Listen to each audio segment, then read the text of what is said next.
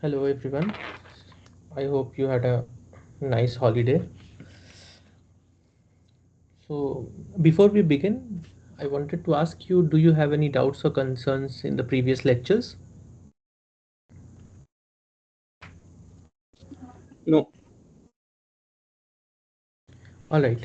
So what we'll do today is we will complete the concept or the broad topics on uncertainty. In the last class, we saw some basic introduction to probability. I have summarized all those things in today's lecture because in the last lecture I did not provide a proper slides. So in this slide you will get all the, not all, only the materials which are very important in today's lecture. I have summarized those, and then we'll proceed to talk about Bayesian networks. So the main focus of today's lecture is Bayesian networks. Okay. So these are the contents I have planned for today, and there is some hands-on Python planned as well. I don't know if I'll be able to complete everything or not. So let us see how much I can cover. Okay, so completely from start, why are we talking about uncertainty? So in any environment, when AI is the artificial intelligence agent is making a decision, he or she may not have a complete information. So there can be some noise or some uncertainty in decision making. So for example, predicting the weather conditions or diagnosing some diseases, these require the study of uncertainty, right? So this concept of uncertainty has to be brought into the context of artificial intelligence. In previous lectures, we have seen knowledge representations and how AI comes to a conclusion, inference, right? So in those cases, AI could only give a yes or a no answer, so either 0 or 1. But in some cases where we have uncertainty, the AI should consider cases like probabilities between 0 and 1. So for example, it can say that the query which you are asking me has a 70% probability to be true or 30% probability to be false. So in such cases, uncertainty helps. All right. So the objective is to enable AI systems to recognize and manage uncertainty to improve reliability and robustness. Okay. So we talked about this. We have sample spaces, events. The probability is a function which has a range between 0 and 1, and we talked about the axioms of probability. There are three axioms of probability. The probability of any event has to be greater than equals to 0. The probability of the sample space is 1, and if two events A and B are mutually exclusive, then A union B is given by probability of A plus probability of B. Okay. Conditional probability. So these are probabilities of some events given an evidence. So over here, B is the evidence and A is the event of interest. So we are talking about probability of A given we have observed an evidence B, and it is obtained using this expression, which is probability of A given B is equals to probability of A intersection B by probability of B. Okay. And so I have given one example. So we talked about these things in the previous class. Okay. Another is joint probability. So when we have this kind of probabilities, when we say A intersection B, so we talked about two different kinds of events. So but if we bring in random variables, we can have two random variables as well. So x is equals to small x intersection y is equals to small y. So the random variable capital X is taking value small x, and the random variable capital Y is taking value small y. So this is an intersection of these two uh, random variable, the values of the random variables, and we can get probabilities of these kinds as well. So when we talk about probabilities of these kinds, then we talk about joint probability distribution. So this is what a joint probability distribution is. It is actually represented as A intersection B, and we sometimes remove the intersection altogether and we say probability AB. All right. So if we want to find out probability A intersection B, we can do that using the probability conditional probability formula. So we had given B, it is given as A intersection B by probability of B, and if we want to obtain this, we can just multiply this on this side and we'll obtain as probability of A given B into probability of B. So this is what it is talking about. So this example is given. So if we have dependent events, so I'll talk about dependent and independent events. In last class also we talked about. So when we have dependent events, then probability of A given B is different from, so probability of A given B is different from probability of A, because A is dependent on B. So occurrence of B affects the probability of A. But when we have independent events, then A given B is same as the probability of A. All right. So in if we have independent events A and B, then this will just become probability of A. And then probability of A intersection B will be given as probability of A times probability of B, because this part is same as this part. Okay. So if you write in terms of conditional probability, we had probability of A intersection B as probability of A given B times probability of B. And in terms of independent events, so this term is same as this term. Okay. So this is the expression for independent events. Then we talked about Bayes theorem. So it is used to get conditional probabilities of one form given the other form. So if you have conditional probabilities of the form probability of B given A, and you are interested to find out the probability of probability A given B, then in those cases Bayes theorems helps. Okay. So allows updating. Okay. So what it is talking about is, you see, these conditional probabilities are thought about in Bayesian context. So what is that? So it says that you are interested in the probability of A if you have observed a evidence. So I gave you an example in the last class. So suppose a man is living in a cave his whole life, and he comes out of the cave and sees light.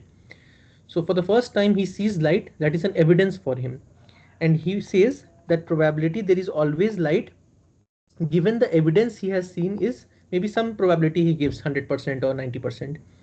Then at night the light vanishes, so then he has a new evidence, so this is E1, and at next time point he has evidence E2, then he will update his belief. So what will be the probability at night he is looking at? He is looking at probability of L given E1 and E2 both, right? And in the morning, next morning, he will have one more evidence, then his probability will be updated as probability of L given E3, E2 and E1. All right, so this is how we update our beliefs, and we will see how this context come into picture when we are talking about Bayesian networks. All right, so this is the one example I have given. So diagnosing a disease and testing positive, this example I had given last class also. So what is this example? It says that if you have a disease, so for example COVID, so you can either have COVID or you may not have COVID, right? So I'm just saying NC, not COVID.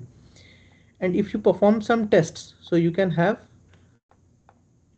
if you are COVID positive, then the test have some probability of giving positive results and some probability of giving negative results. So this is known as false positive, false negative, right? You are COVID positive, but this test is giving you negative result.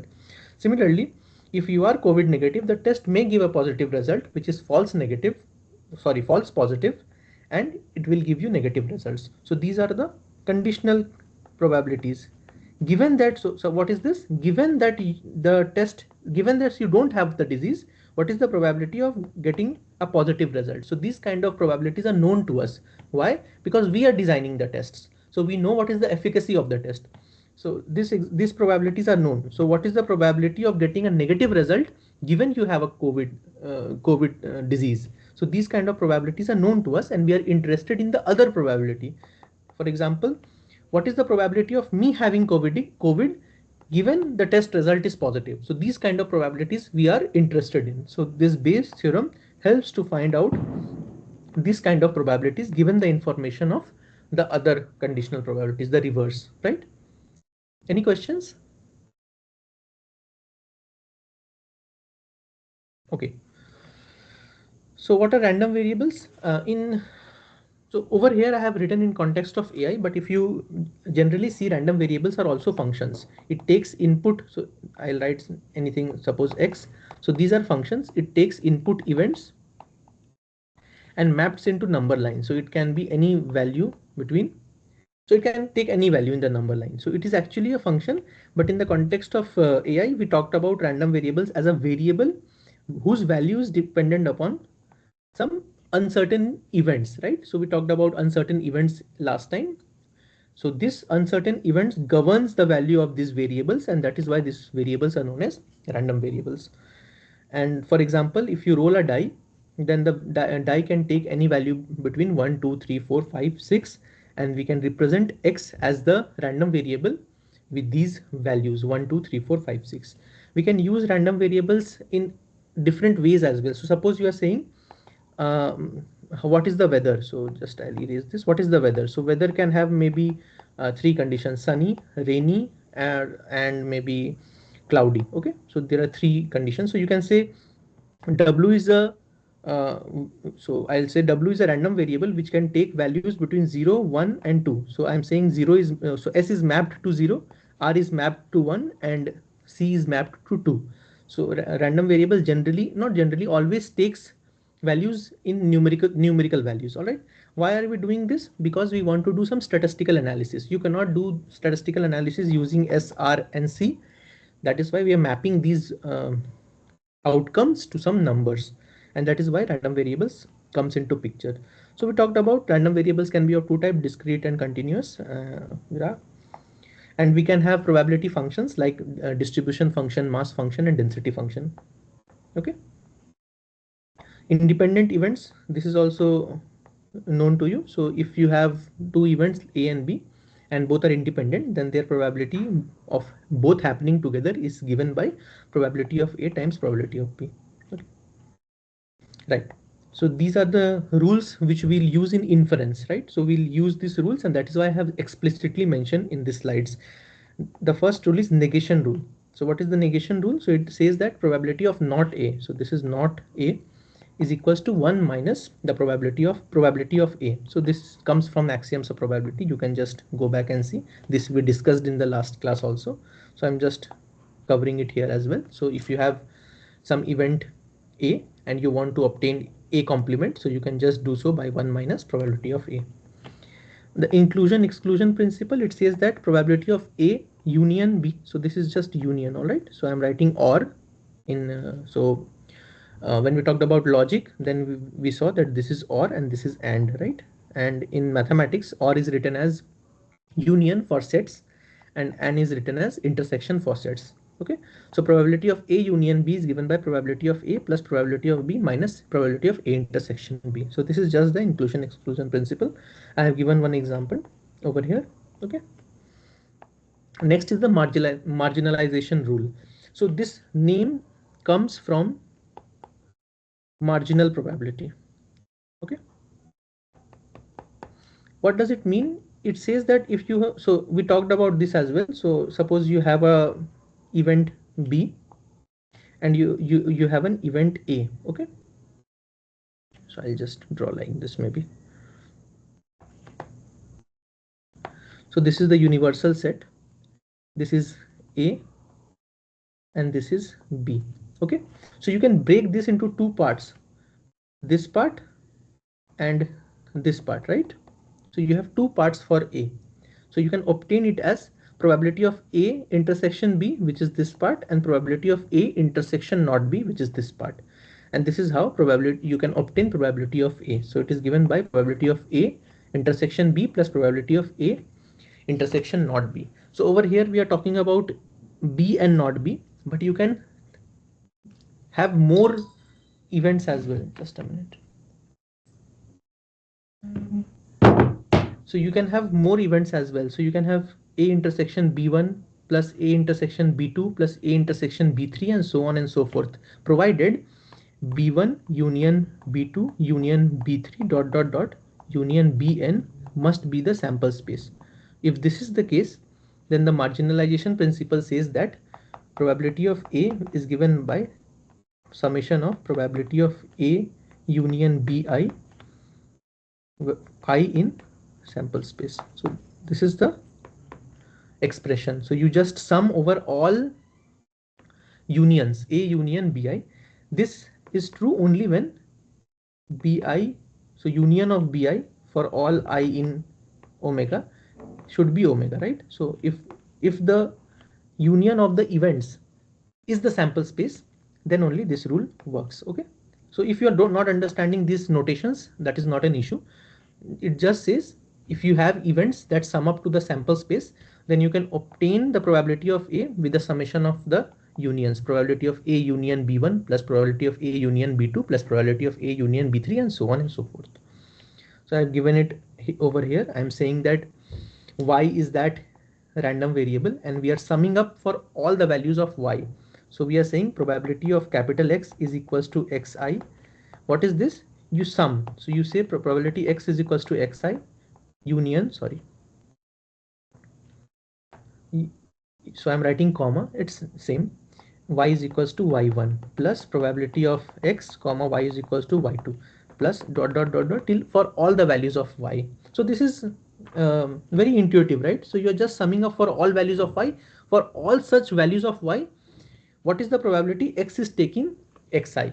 And when you do that, so you imagine like this. So suppose this is the omega, this is the sample space, and you're dividing this sample space into y. So this is, I'll tell you. So these are the events. So this is y, capital Y is equals to y1, this is y2, this is y3, so on, and this is yn. And this is the event x is equals to xi, right? So you're interested in this. So what are you doing? You are summing this for this, then this, then this, then this, and like this, you're summing it up, and then you will obtain probability of x is equals to xi. Okay. So this is what you're doing over here. Is it all right? Okay. So this is conditioning rule. So actually in mathematics, this is known as the law of total probability. What does it mean? You see, we have written this as, I'll just erase this part. So I have written this as probability of A union intersection B, probability of A intersection B naught. So this intersection can be represented as conditional probabilities. So that is what we are doing. We are representing the intersection as conditional probabilities. So you know probability of A intersection B is given as probability of A given B times probability of B, right?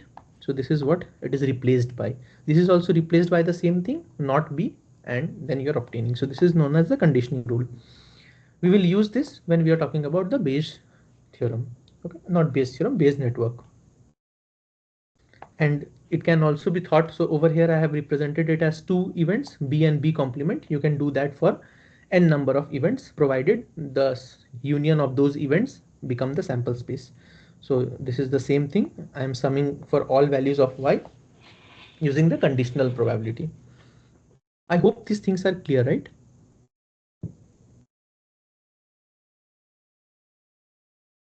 Okay.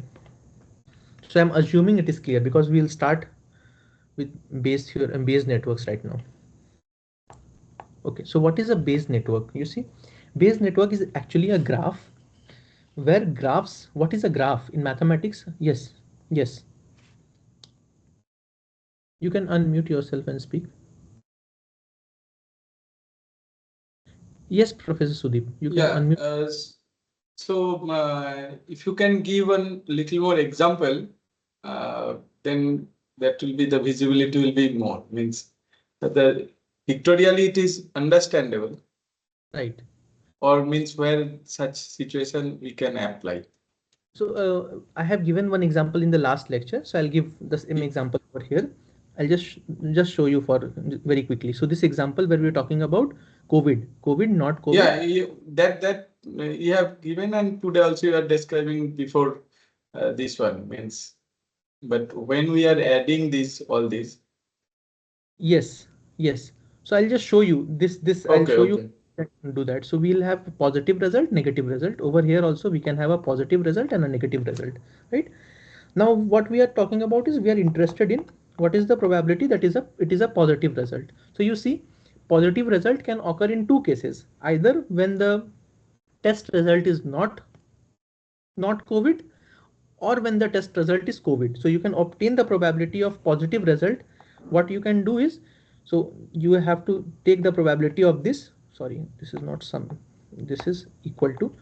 So what you do is you say, so you will use this rule. Okay, so you will say probability, we have a positive result given not COVID times probability of not COVID plus probability you have a COVID positive result given you have COVID times probability of COVID.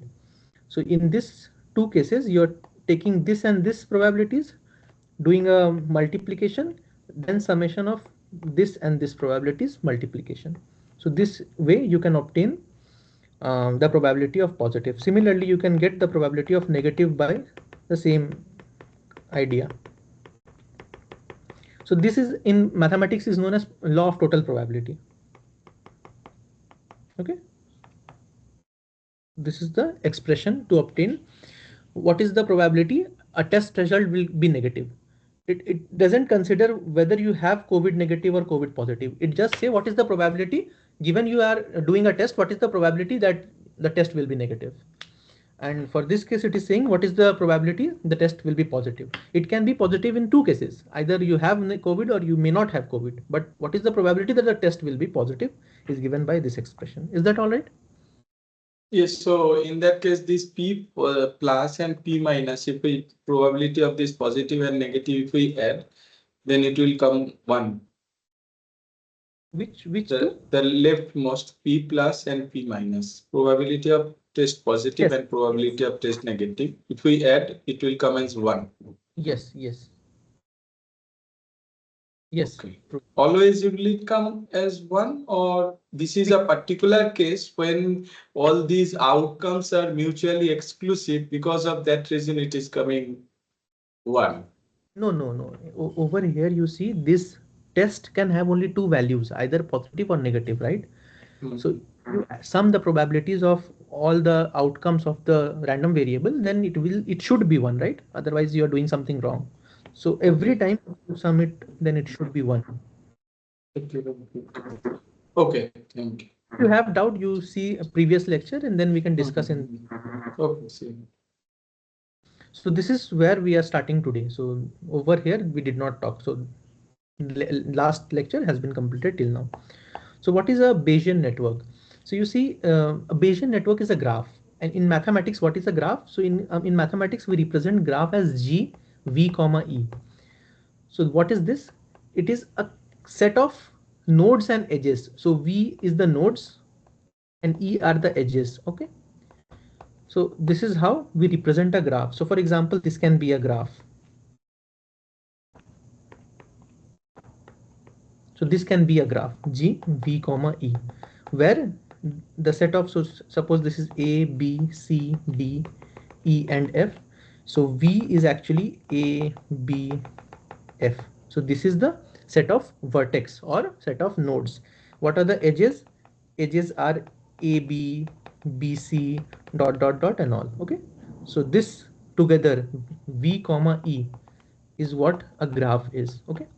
And Bayesian networks is a graph. Okay. It is a graphical model that represents the probabilistic relationship between the set of edges. And by the way, it is not just a graph, it is a directed graph. What is a directed graph? A directed graph has directed edges. So it can only go from one node to the other. Okay. So it is a directed graph.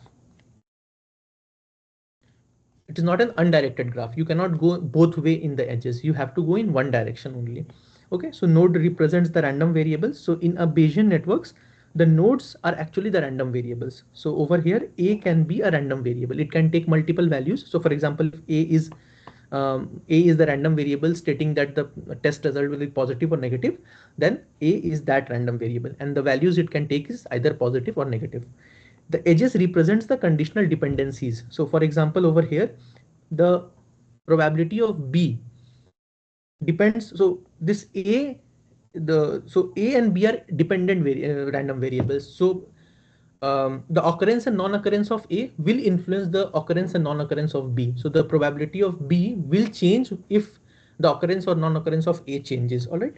So this arrows represents that B is dependent on A. Okay. So these arrows are actually the conditional dependencies. So for example, a medical diagnosis network showing dependencies between symptoms and diseases. So I have some Bayesian networks to get the idea. So you will see how these networks are conceptualized. Okay. So this is one example where we are talking about heart attacks, heart attack risks. So we'll just go to the network first. So it will be easy. So it is saying that, so these are the nodes are the random variables. So it is saying exercise. So for example, exercise can take three values, 0, 1 and 2, where 0 represents no exercise, 1 represents moderate exercise, and 2 represents high intensity exercises. Okay, smoking has two values, 0 comma 1, no smoking and smoking. And this is cholesterol level. So CHOL is cholesterol level. BP can either be continuous variables or you can have discrete variables. So these are all random variables. This actually attack is actually heart attack. I have not written it completely. So these are the conditional dependencies. What it is saying is whether you do exercise or not will change your blood pressure. So your blood pressure is dependent on exercise. Whether you smoke or not will affect your blood pressure. So your blood pressure is dependent on smoking. Your cholesterol level is dependent upon smoking, and heart attack is dependent upon two random variables, which is blood pressure and cholesterol level. This diagram may not be correct. This is just a representation. So this is one way to represent this uncertainty between different random variables. There are other ways also. So, but we are talking about Bayesian networks. So this is how a Bayesian network is represented. Any doubt? We will see how we will use these Bayesian networks to make inferences, right? In the uh, in the concept, when we are talking about logic, we saw that we had some knowledge and then we made inference on some query. So for example, over here, you can have some knowledge, for example, that a person does exercise, that is a one, he is a non-smoker, and yeah, so you can have these two knowledge, and the query you are interested in, what is the probability that he will have a heart attack. So these kind of questions will be of interest when we are talking about Bayesian networks. Okay, so you have some knowledge, for example, what I told you, some exercise values and some smoking values, and then you are interested in what is the probability that his blood pressure is high, something like that. Okay, is this clear?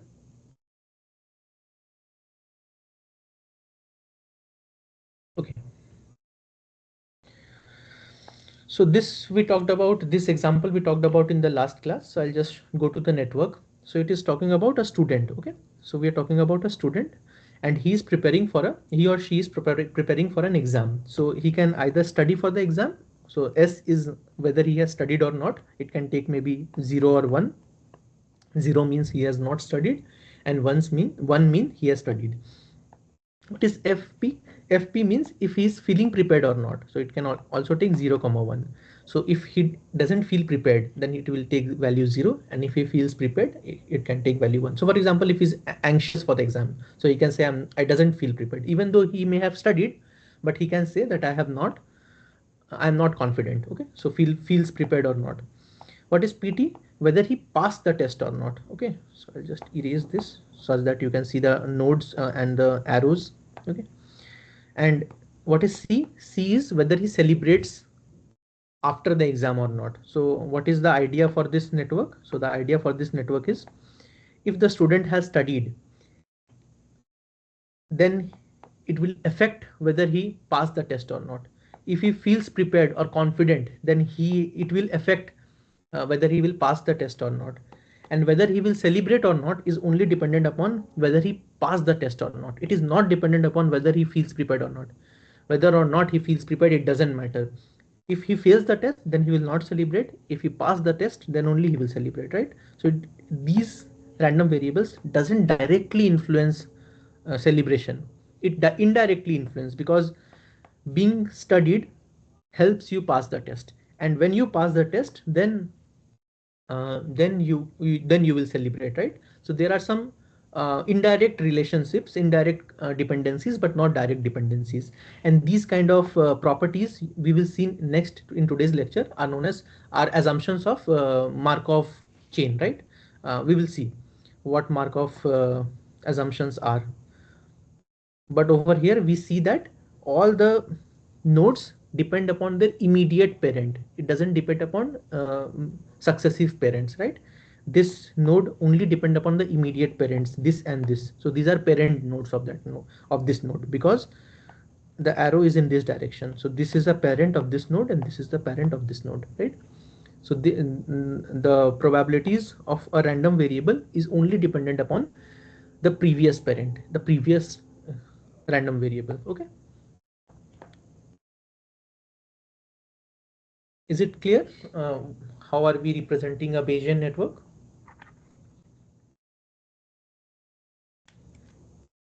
All right. So we know how to model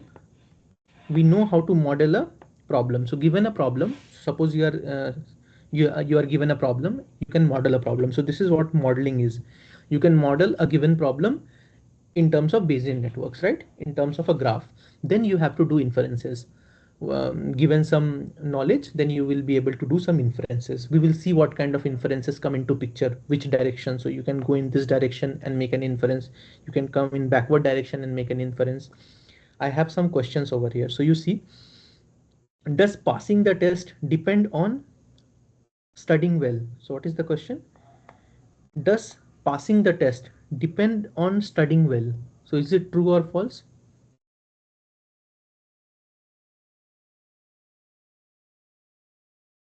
Whether you pass the test or not, does it depend upon did you study well or not?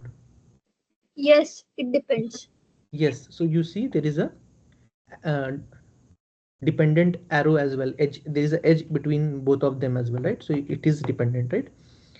The next question is, does celebration depend on studying or not? So does the celebration depend on studying or not? Not directly, right? It doesn't depend directly. This celebration depends directly on the this node, which is passing the test, and passing the test is dependent upon studying well or not. So it is indirectly dependent, right? So you can do backward inference as well, forward inference as well. We'll see.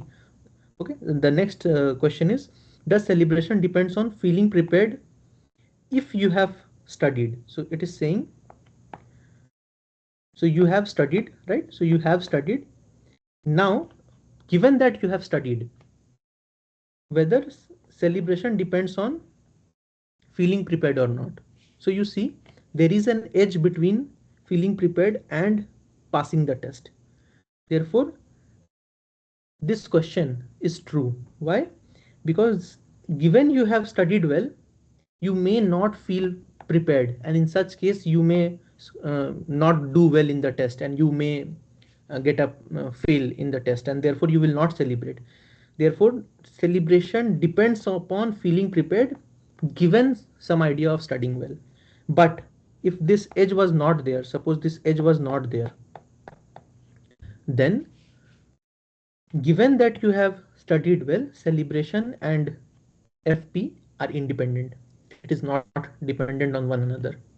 Is that understood? Yes, this is understood, but what you said that celebration is in this case also this celebration is the means not directly depend on, correct? Right.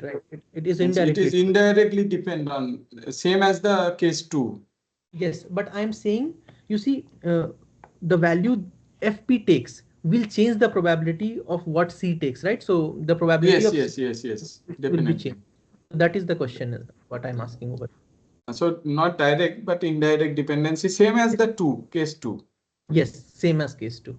But Yes. in question 3, there is some given condition. That is why there is a separate question than question 2. Okay. Okay. So does celebration depends on studying if you have passed the test? Okay. So forget about this previous. So it is saying, I'll just erase everything. It says that given you have passed the test, given, so that is the given information you have, given you have passed the test, does celebration depend upon studying? That is the question.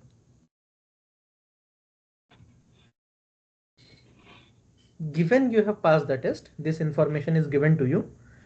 Does what the value S takes influence C?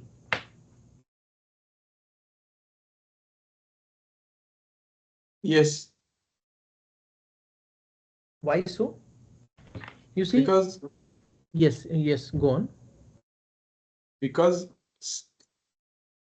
passing the test and the study, there will be some probability, but So we not 1:1 mapping, means study and passing the test. so you see Study. information, we have information that this random variable PT takes true value. We have some information that probability, so this PT takes true value. That is the information we have with probability 1. So this probability is 1, right? We have this information. Okay. Now I am saying whether this S takes 0 or 1, will it change what C takes? Because we know that PT is true, then we can have a value of C. We can predict the value of C, right? Because it is only dependent upon PT's value. PT's value is dependent on S, but we know what is the value of PT. Then whether S takes 0 or 1, it will not change what PT will take, because PT's value is given. That is the condition. In this world, we are saying that the student has passed the test. Now I'm asking you whether he will celebrate or not. Is it dependent upon did he study for the test or not? It doesn't matter, right? If he has studied or not, he has passed the test, then he will celebrate. It will not change. So whether he had passed, whether he had studied for the test or not, will not change the probability whether he will celebrate or not, because he has already passed the test. So these arrows are important to understand. Is it clear now? Professor Sudeep, is it clear? Yes, somehow means this third and fourth got missed. Okay, so but in third, what it says, just a minute, we will just go back and see what this third says. The third says is, thus celebration depends on feeling prepared if you have studied. So it is saying, sorry, it is saying S is equals to 1 and this probability is equals to 1. So it says that you have studied. This is the given information. Yes, and now it is clear. Actually, uh, from those probability, the passing probability will be derived. From there, the celebration will be derived, because of which that celebration is depending on study in that case. Whereas in the next case, the passing is done. So now Yes. it will depend on the only on the celebration that you are separating in that way, correct? Yes, yes. In the third question, the centered part is not this passing the test is not that value is unknown. So their probability will decide the celebration probability. Right. So in third case, so when we are talking about third case, we are talking about this node, and this node. This node is hidden. This node is known as hidden state. Okay. So when we'll talk about hidden Markov models, some state may be hidden. You don't know about those states. And in such cases, you will use marginalization. You are talking about this probability, you are talking about this probability, you are talking about this probability, you want to remove. So suppose we have, so I'll give you one concrete idea. So we talked about joint probability distribution. So over here we can have joint probability distribution. S takes some value small s. So while I'm writing comma, it means intersection. FP takes some value FP, PT takes some value PT, and C takes some value small c. So this is a joint distribution, right? So when you obtain this for all values of S, FP, PT, and C, then you will have a joint distribution. So it is just intersection. S is equals to S intersection, FP is equals to FP intersection, and so on and so forth. Now, when we are talking about this, and this, we don't want this. So you want to remove this. So what you will do is you will obtain these kind of probabilities. What are we interested? We are interested probability of C given PT is equals to 1, right? These kind of probabilities you want to obtain. And when you obtain this kind of probabilities, you will see that you will use this and you will try to remove PT from that equation. We will see one example and then it will be more clear. Okay. So we're trying to remove PT from that joint distribution. We want to obtain the joint distribution of S is equals to S, FP is equals to FP, and C is equals to small c. These kind of probabilities we are interested in. Okay.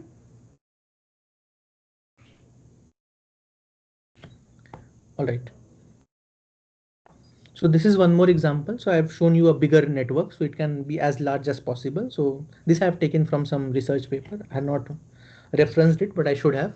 Okay, so it is telling us if a person is exposed to tuberculosis or not will affect the probability of him or her getting tuberculosis. Whether he is smoking or not will affect of him or her getting bronchitis or lung cancer, and these two together. So this is a OR event where we are saying either tuberculosis or cancer, right? So this is one example I have taken from some research paper. I should have referenced it, but yeah. So this kind of networks or larger networks could have been formed. All right. Okay. So is the idea of how to model this Bayesian networks clear?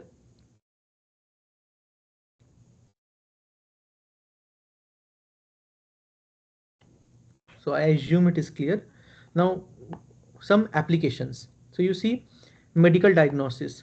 So we have seen this kind of networks, right? So it can be thought of a network between cause and effect.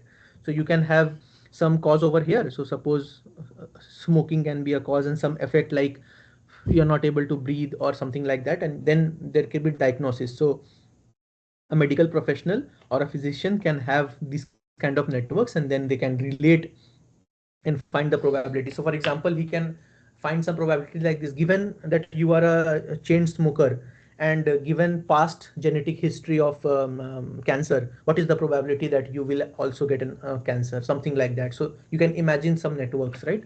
So what example I told you, I'm saying, so the node was what did I give? Smoker, and another node is genetic history, and then I'm asking cancer, maybe like this. So this is the network, for example, over here. So given you are a chain smoker and you have genetic history, what is the probability that you will obtain cancer? There may be some hidden states as well, which we are not looking at, and we have to take care of those hidden states as well, provided we know some information of that hidden state. Okay. Image processing. So when it is used, you see, when you have an image and that image is being processed by a computer, there may be some pixels which is not recognizable. So what it does, it sees where that pixel is located as compared to the neighbors. So for example, if a pixel is located very closely to some human, then he can, in that image processing, this software can relate it to some kind of maybe hand, clothes, something like that. So see, these kind of relations can also be thought about when we're talking about these Bayesian networks. You can also thought about like sensors. So suppose um, there is a robot and it is cleaning robot, and he is going in a straight line, and then he's mapping your home. He is not able to see what is your dimension of your home. He has some sensors, and he's taking those sensor information and he's trying to get an idea from those sensor information what is the real state of that house. All right, so the given information is what the sensor is telling that computer. Now that computer is trying to get what is the actual state of that um, home. You can also think this as a speech recognition. So when I'm talking to a some assistant, virtual assistant, I am speaking in English, and the assistant is not actually doesn't know what I'm talking about. They have sensors and they are taking that sensors, so not taking information from that sensors, and then they are trying to match the words. So they have phrases, and then they are saying that okay, if the first word was this and one is a verb, then the verb should be followed by some noun and so on and so forth. And in such cases, they can build some Bayesian network, and then they can have some idea that okay, maybe with 90% probability I know that the person is speaking this sentence. So something like that occurs when we are talking about speech recognition. Okay. So natural language processing, I just talk about this. So you can have, so a sentence is actually constructed with some structure, right? So a verb, noun, adjective, and so on and so forth, and how are those connected, logically connected in a sentence. So you can have some nodes. So for example, what I'm talking about is, so you can have nodes for nouns, verbs, adjective, conjunction. So you know the relationship between these nodes, and you have information from the sensors. So you can say okay, this looks like a noun, so what is the probability that this is what the person said. So using this nodes, you are getting some probability that okay, maybe this is connected like this, and this is what the person has spoken. Okay, so this is how natural language processing is being done, and there are many more examples for this. Okay, so these are the applications for these kind of Bayesian networks. So before I proceed, I'll ask you any questions. Okay, so till now we have seen how to model such kind of networks. Now we'll talk about how to solve, how to infer information from these networks. So what is the objective? Objective is to calculate the probability of a query given an evidence. So we're talking about this since the start of this lecture. You have some evidence, you have some knowledge, and given that knowledge, you are trying to obtain the probability that the query takes some value, right? So for example, if it is sunny today and it was rainy yesterday, what is the probability that it will rain in the evening? So such kind of queries you can have. What is the evidence that it rained yesterday and today morning it is sunny? So these are the evidences you have, right? You can draw the network and then you can obtain the probability that it may rain in the evening or something like that. What is given that the patient, okay, so this is an example. Given that the patient has symptoms, calculate the probability of a specific disease. So what are the techniques? The techniques are enumeration. So enumerate for all possible states you have. So suppose you have these kind of networks. So what is enumeration? It is not a very good method, but since we are here, so we should know what enumeration is. So for each of the random variables, you enumerate all possible values and then obtain the value each variable can take. And it is a very time consuming task, and nobody solves inference of Bayesian networks using enumeration because there are better algorithms for doing that. One is variable elimination, and we'll see how to do it. And the third is sampling or approximation inference. Okay, so we'll see what variable elimination is using one example. So have I that example over here? Okay, so before going how to do variable elimination and approximations, we will see some kind of inferences we try to make. Okay, so the reasonings we will see. First is the diagnostic reasoning. The second is predictive reasoning. The third is intercausal reasoning and combined reasoning. So what are these? You see, diagnostic reasoning. So when we are talking about diagnostic reasoning, so I'll just go to this network. So this is one example network. All right. And what I am saying is the query is these are the queries and this is the evidence. So for example, you can think about this network to be maybe a disease, and so these are the symptoms you have and these are the effects you have. So what is the question you are asking? You are asking, given these queries, given these symptoms, what is the, okay, sorry. So the question is opposite. Given that you have this effect, what is the probability that you have? I'm not able to get an example. Okay, so diagnostic reasoning is that it is in the opposite direction of what the arrow is. Okay, so this affects this and this affects this. So diagnostic reasoning is in the opposite direction. Let me think of an example. Okay, so suppose there is some this example, right? So you have exposure to tuberculosis, and then we are talking about tuberculosis, and we are talking about tuberculosis or cancer. So we are saying that this is the evidence. Given that you have tuberculosis or cancer, what is the probability you had an exposure to tuberculosis? So this is what diagnostic reasoning is. Or maybe you are asking me that given that you have tuberculosis or cancer, what is the probability that the patient was a smoker? You have not given me any information that you are a smoker or not. Suppose you lied to me.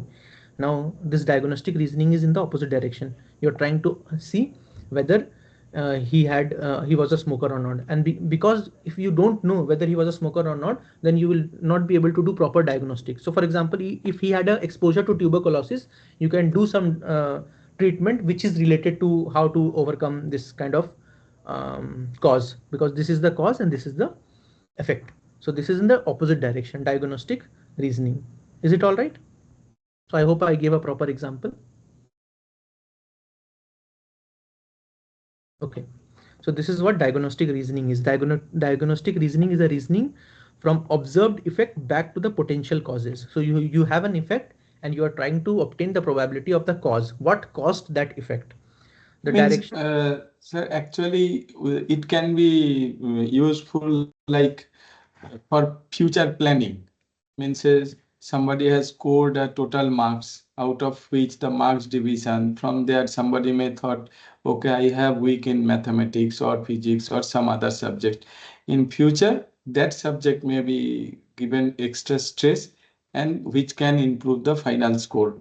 is it something like that? Means back tracing and finding the fault and predictive Yes. the update the.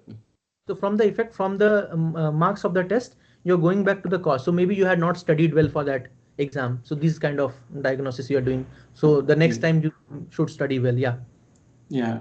Okay. From the effect, you're going to the cause.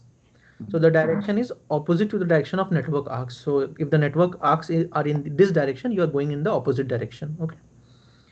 So example, a doctor observes symptoms such as shortness of breath and then reasons back that it is a likelihood that the condition uh, of the condition like lung cancer or smoking habits. Okay, so you get the idea. Okay, so I have taken this example from some book and I did not go through very well.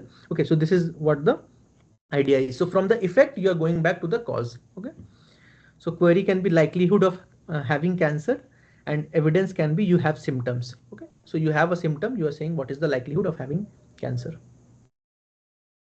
So you have the effect, you're trying to get what is the cause of that effect.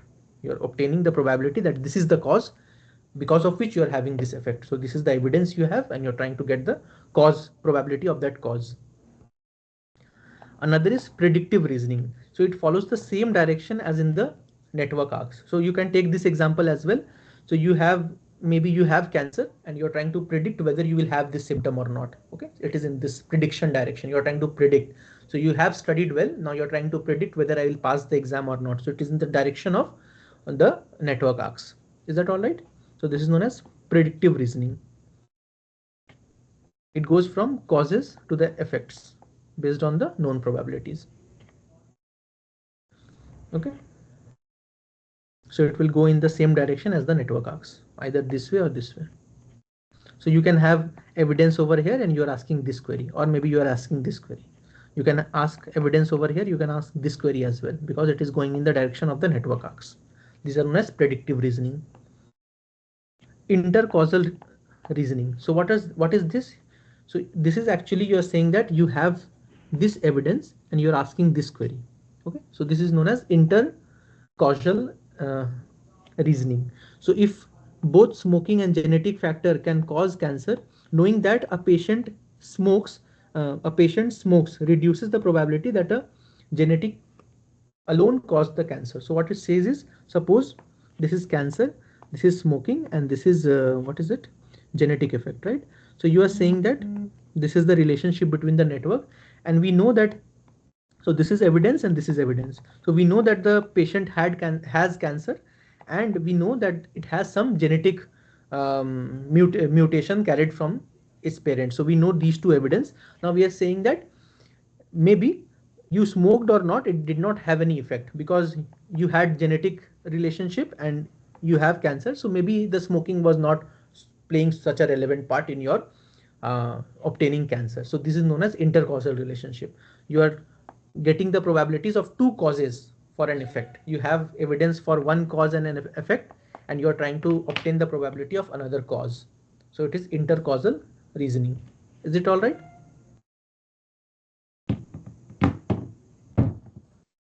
Shubham? Yes. Hello.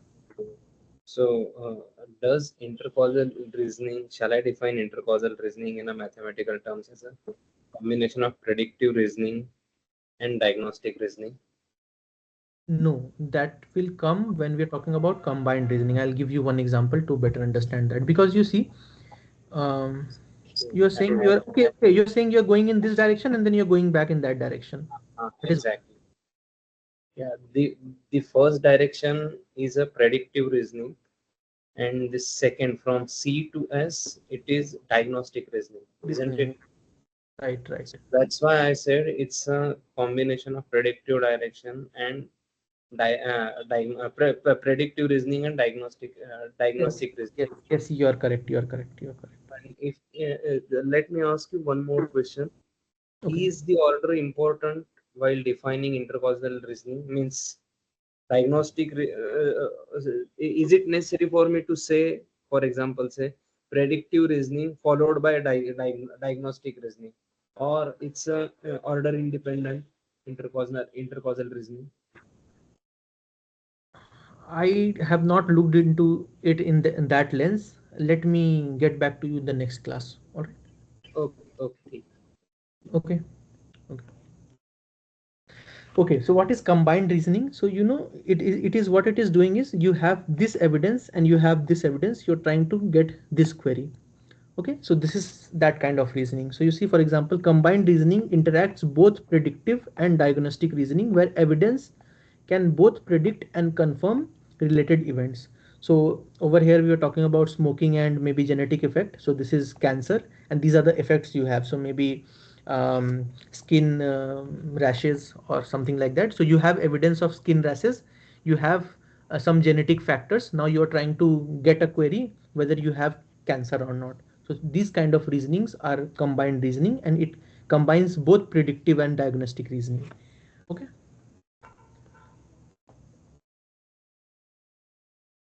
So over here you're going backward in this direction, over here you're going forward in this direction.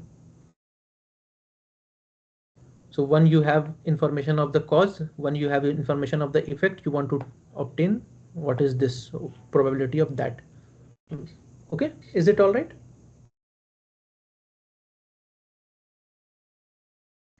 All right.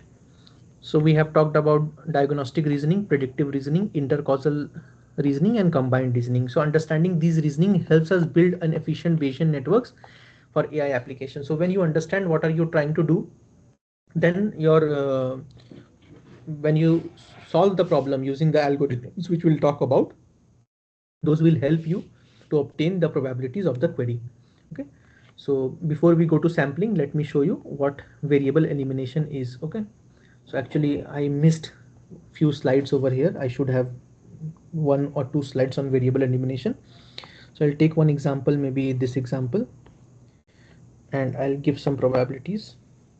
Just give me a minute.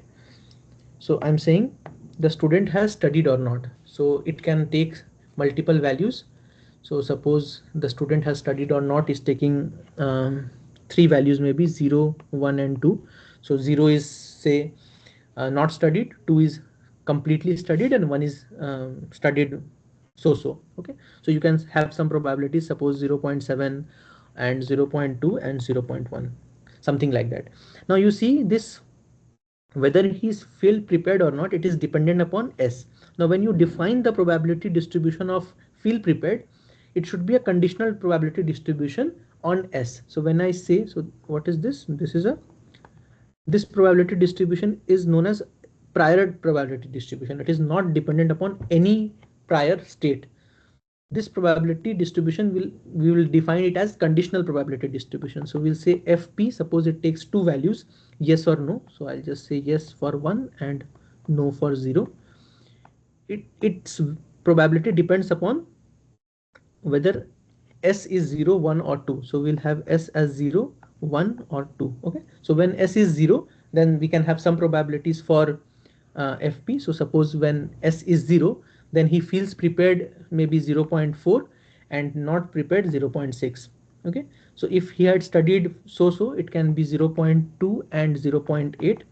So these probability distribution may not make sense. I'm just writing like this, 0.1 and 0.9. It may not make sense. Okay, so suppose it is a reverse. So 0 is well prepared and 2 is not prepared at all. So think about like this. Okay, so this is the probability distribution for feeling prepared. So whether he has passed the test or not, it depends upon both studied well and feel prepared. Okay, now what we'll do is we can have a probability distribution condition on two of these. We will have S and FP. You will have to do 0, 0, 0, and for 0, 0, 0 you will have yes and no. Then for 1 again yes or no, and for 2 again yes or no, and for each of those you have to have 2 values, passed, yes, passed. I'll just say not yes, I'll say pass, and fail. Okay, now you will have some values over here, and for this also you will have values which is only dependent upon PT. So you will have, suppose, yes celebrated, no celebrated. It is only dependent upon PT.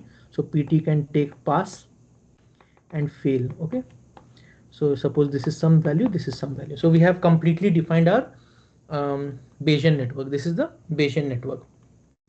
Now what can be some questions we have? So some questions we can have, for example, what is the probability of C. So what is the probability you celebrated given the student had studied? So this kind of questions where you are interested in fewer states than the states you have in this diagram, then what we will do is we will use the laws we have studied in this lecture. We have studied multiple laws, right? We had studied negation, inclusion, exclusion principle, marginalization, and conditioning. So over here we will use those ideas and we will try to obtain these, where is it, these kind of probabilities. So what do we have over here? We have probability C given PT. So what, this is what it is. Over here we have probability PT given S FP, S comma FP. Over here we have probability FP given S, and over we have probability of S. Okay. Now we are interested in this probability. Now you see, if you're trying to obtain the probability of the whole network, so joint distribution of the whole network, so S comma FP comma PT comma C, this is actually given by in product. So when I write capital pi, it is actually product of all these probabilities, this, and this. Okay, so product of these four probabilities. So this is actually comes from this conditional probability distribution. I'll just show you how it comes. It is not very difficult, so I'll just show you. So suppose we have this network. So we are talking about probability S, FP, PT, and C. Okay. So we want to obtain this probability. Now you know this is given as probability of C given S comma FP comma PT comma C. Not, sorry, C will not be there, comma PT by probability of S comma FP comma PT, right? Okay, it will be multiplication, sorry. It will be multiplication times probability S comma FP comma PT. So why it is multiplication? You see, this is what it is, probability of A given B times probability of B. What is this? This is probability of A intersection B. So this is A and this is B, right? So what I am doing is probability of A given probability given B by into probability of B. Now you can just break this again. You can break this again. What you can do is you can write this as probability. You see, probability of C given this, it is not C. C is not dependent upon S or FP. So you can just remove it. So you can say probability of P C given PT, because probability of C is not dependent upon S or FP. So you can just remove it. Now you can break this down. How you can break this down? Make one A. So suppose this is A and these two are B. So again you can say probability of PT given S comma FP times probability of S comma FP. Okay, so this will become probability of C given PT times probability of PT given S comma FP times probability of, so this is again A intersection B. You can write it as probability of A, so A intersection B, A intersection B. So you can write it as probability of S given FP times probability of B, which is FP. Or you can just write the opposite as well, probability of, you can write in both ways. You can also write this as probability of FP given S times probability of S. Okay. Now you see, when I wrote this, I told you this is time this times this times this times this. You see we have obtained the same, this times this times this times this. Okay, so you see you can obtain any kind of probabilities. What are we interested? We are interested in this kind of probabilities. So you see, we have this over here, we neglected it, but you couldn't have neglected. You said that okay, so we will not remove, so we'll have probability S given, sorry, not S, we'll have probability C given S comma FP comma PT. We will keep it like this, and now we will try to say over here we will try to do, what we will try to do is we will try to bring this over here. So this is the idea of what we'll do. But you see, these are very time consuming things. We don't have to do this because we have Python packages which will do that for us. And we will see this, how we are obtaining such kind of queries, such kind of queries with some knowledge, we will see that using Python. Okay, so I have a code in my computer which I'll show you next. Before that, you have some doubt over here because I'll just remove the screen sharing from my iPad. Shubham, Yes. shall I say that the Bayesian network is nothing but mathematical or Venn diagram, discrete mathematical representation of Bayes theorem? Yes. So, but we have intermingled states. So one is dependent upon the other, which is dependent upon that. It is known as a network. Same is the case with Bayes theorem. At When each node, you are saying it is dependent upon its parents. So you will not say Bayes theorem, but yeah, so when you say dependent on each node depend on something is nothing but conditional probability dependence. yes. And same is the case with Bayes theorem. We do the same thing in the Bayes theorem. No, Bayes theorem just says you can obtain conditional probability of one form given the other form. Yeah, correct. So Bayesian network also tells us the same thing. Just a We are moment ago, we are we were u- we are using Bayes theorem to do the inference, Bayesian inference over here. okay, Not the same thing. We are using that idea to do inference over here. okay. Okay, so we will see how we will do variable elimination using a package, a Python package. Okay, I'll just stop sharing and then I'll share my computer.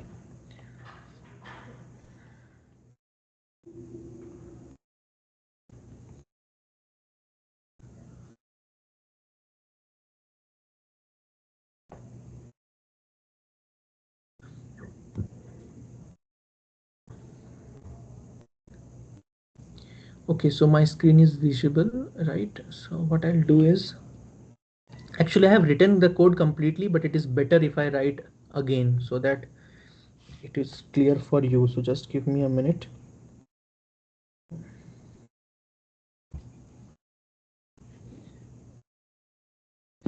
So I'll use a reference.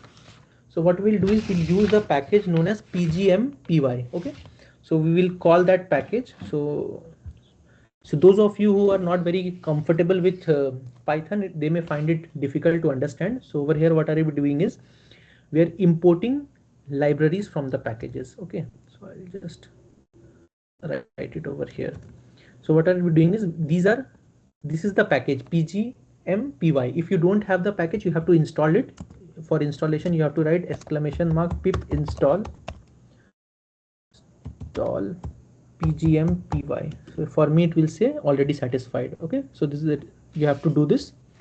When you install this package, then you will be able to use the modules in this package. It has these modules, which is Bayesian Bayesian network, variable elimination, and tabular CPD. We'll talk about what are these three packages. Okay, so we'll just import this. So what are we doing is from this module pgmpy dot models, we are importing only Bayesian networks. There are other kind of networks as well, not networks, models as well for probabilistic modeling, which are not Bayesian networks. We are only talking about Bayesian networks. So from this package pgmpy dot models, we are importing only Bayesian networks. Again, for inference, we are only importing variable elimination. There are other methods as well, but for inference, from this package pgmpy.inference, we are only importing variable elimination. And from pgmpy.factors.discrete, we are importing tabular CPD. What is this? This is actually conditional probability distribution. Tabular conditional probability distribution, CPD. Okay, so this will help us specify the values of the conditional probability. So for each state, you can input the conditional probability distribution using this function, or whatever you call it, object. Okay, so when you use this object tabular CPD, you will be able to input the conditional probability distribution for each random variable. Okay, now what are we doing is we are importing the model. So we are saying we are defining the model. So So we are saying model is equals to Bayesian networks, and I'll tell you what is this. So when we are saying Bayesian network, it is actually creating an empty model for me. Okay, so whenever we are saying Bayesian network, it is creating an empty model for me, and this models has some states and edges. So how it is represented? It is represented in a list. So this square bracket is a list, and this list will have tuples. So this is a tuple. In Python, this is a tuple, and a tuple will have two nodes. This rain is a node and traffic jam is a node. And what this tuple is saying is there is an edge between rain and traffic jam. This tuple is saying there is an edge between traffic jam and accident. Okay, so what this model is getting, this is a variable or an object, you can say. It is getting a Bayesian network model with three nodes. What are the nodes? Network node, traffic jam node, and an accident node. So these are the three nodes it has, and two edges. What are the edges?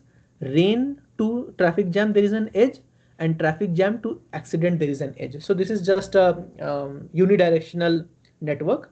First is rain, an arrow goes to traffic jam, and a traffic jam there is an arrow which goes to accident. So there are only three nodes and two edges, from rain to traffic jam and then from traffic jam to accident. Okay, so this is the model we have. Now what we'll do is we will specify the distributions. Okay, so this is the distribution for rain. So you see you have one node which is rain, and you have to specify the distribution for that node. So what are we saying is we are calling the object which is tabular CPD. This will help you specify the distribution at the node rain. So I'm saying this is the node. Okay, this is the node. When I'm saying variable is equals to rain, it means this is the node and it has two states. So it means rain can take two values, either rain or not rain. So over here we are saying it will take only two values. Rain will take either 0 or 1, two values. And what are the probabilities? It takes value 0 with probability 0.8, and it takes probability 0.2. It takes value 1 with probability 0.2. So this is how we are specifying the probability distribution of rain. For rain, there are two values and the probabilities are 0.8 and 0.2. Is it clear? And we are storing that object in a variable called CPD underscore rain. Is it clear?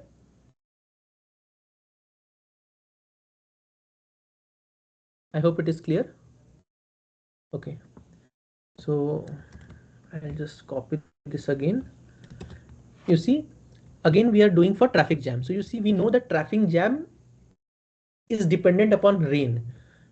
So we will have to specify four values, right? So in the diagram we saw when we were showing that diagram, that we have to specify each value. For each value of rain, what is the distribution of traffic jam, right? So that is how we did for that student example. So over here it is saying the same thing, tabular CPD. This is the object we are calling to specify the conditional probability distribution. What is the node? The node is traffic jam. It takes two values, maybe no traffic and traffic, and these are the values. So you see we are specifying four values over here. Why? Because one will be condition on rain is equals to 0 and one will be condition on rain is equals to 1. Okay, so these I have not written correctly maybe. Okay, so what it is doing is the first column is rain is equals to false, maybe rain is equals to 0, you can say. So when rain is equals to 0, traffic jam is equals to false is 0.7, and when rain is equals to 0, then traffic jam is equals to true or 1 is 0.3. That is the probability.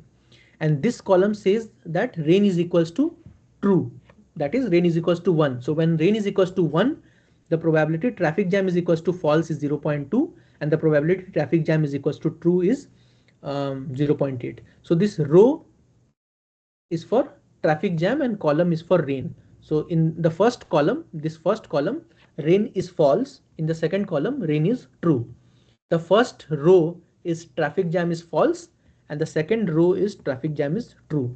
So this value, what does this mean? Given that rain is false, the probability traffic jam is equals to false is 0.7.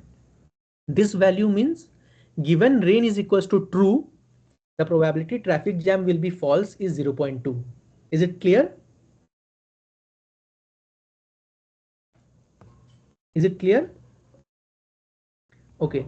And over here we are specifying what are we conditioning on. So we have not specified till this point, we have not specified what is the condition, which node is actually the condition. So over here we are saying the evidence for this node. Yes, yes. In case of the first row, rain Yes. is false. Rain is false. Then the traffic jam is true or false? No, false. First is 0 and then 1. So the first row is 0 and the second false row and true. So should it not be added to 1 means rain false is one condition. Under that condition, whether the traffic jam is there and or not. So this 0.7 and 0.2. No. If we You see, you just a minute. So when you, I just write it over here. Okay. So when I say probability A intersection B, so how will I write A intersection B is this. So or you can just say probability of. So the question you had is A given B, right? So when I say A given B, so this you can obtain as probability of. So your question is. So if you are saying probability of A, this will be given as probability of A given B plus probability of A given B complement, right? B, so A complement given B. So I'll just write complement, how to write complement, right? So this is how you can obtain, so this will be given B. So you can obtain, just a minute, what I'm writing.